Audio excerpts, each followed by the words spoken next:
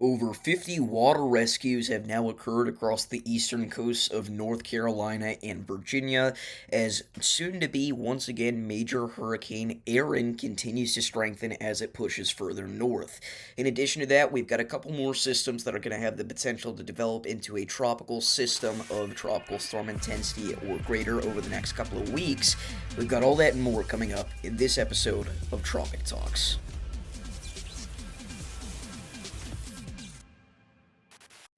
Welcome back again, everybody, to another episode of Tropic Talks. Before we get started, I do want to quickly mention thank you guys so much for all the support on the last episode of this series.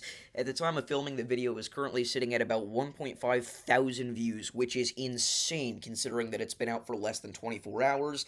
So I really do appreciate that. If you guys are excited for this video, make sure to like and subscribe down below, and let's see if we can beat that on this video. Now, jumping right into things here, the GFS forecasts Hurricane Erin to re-strengthen into major hurricane status as it scrapes the east coast of North Carolina, potentially bringing flooding rains, extremely dangerous rip currents, which is what's been leading to most of our water rescues, storm surge, potentially even some damaging wind gusts, and more. Now, it doesn't stop there. The system continues to strengthen further as it pushes further north, getting all the way down to a 939 millibar low pressure system. Now, if you guys aren't aware, that would likely be high-end Category 4 intensity status. Now, the last time we were forecasting Hurricane Erin to go 939 millibar low, it went about 915 millibars. Does that mean that it's going to happen again? No, I actually find it extremely unlikely that that happens considering how much further north we are and how much cooler the waters are up this far north in the Atlantic, but I do think it is interesting to note. Now, this system will continue to push northward again, likely not making any other major impacts in the United States, but the 18Z GFS has picked up on something interesting. Potentially another tropical wave developing just off the coast of North Carolina could actually strengthen to tropical storm intensity whilst making landfall in the outer banks. Simultaneously, we've got another system there in this bottom right hand corner of your screen. That is what we've been talking about for the past several days. We are still so far out forecasting this system that it's hard to say what this is going to do with too much certainty. So for right now, let's go ahead and move on to the European model. So the European wants Hurricane Erin to continue to push further north, and it actually has it getting just as strong as the GFS had it getting, but at a much different time.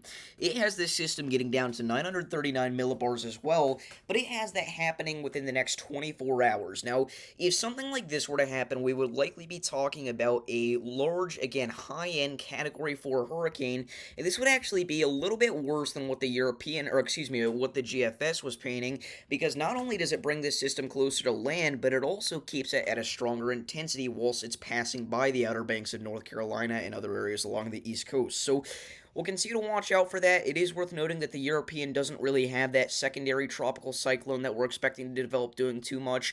Going over to the Canadian model here, the tertiary model that we use whenever forecasting for hurricanes and tropical storm events, you'll see that it has Erin remaining at a much more tame intensity, but it typically does that with tropical systems. It's typically the outlier in terms of strength, and it still does have it getting down to a 968 millibar low pressure center, which would be around a low-end Category 3 hurricane, and it continues to push this further off to the northeast as time goes on. Now, it is worth noting that the Canadian model as well does not have that secondary tropical wave developing, just like the European did, but it's also worth noting that the GFS was the only model that had Hurricane Erin developing whatsoever at this point in its forecasting cycle. So the fact that the European and the Canadian don't show too much as of right now isn't a telltale sign that we can certainly say is a director for how things are going to go into the future. And, we can't just say, oh, this system's likely not going to develop because only 1/3 of the models has it developing. Well, so far, the most accurate model this season, that of which being the GFS, at least in terms of the big three that we've been talking about, has this has this system developing. So we'll see what happens, but again, as of right now, just stay aware and be prepared. This is a live look at the satellite imagery of Hurricane Erin. This is the infrared.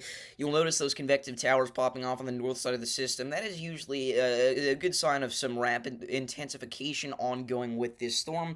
And again, we are expecting this storm to actually remain Category 2 intensity according to the National Hurricane Center.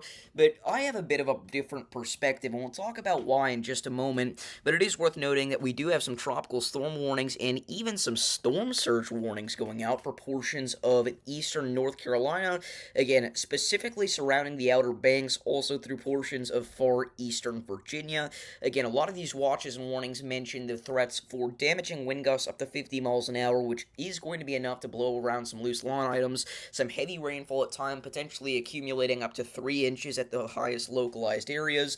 But the greatest concerns are going to be the rip currents and the storm surge. Again, over 50 water rescues have already occurred in the eastern Outer Banks of North Carolina. If you are out here, it is important for you to stay safe and prepared at all times.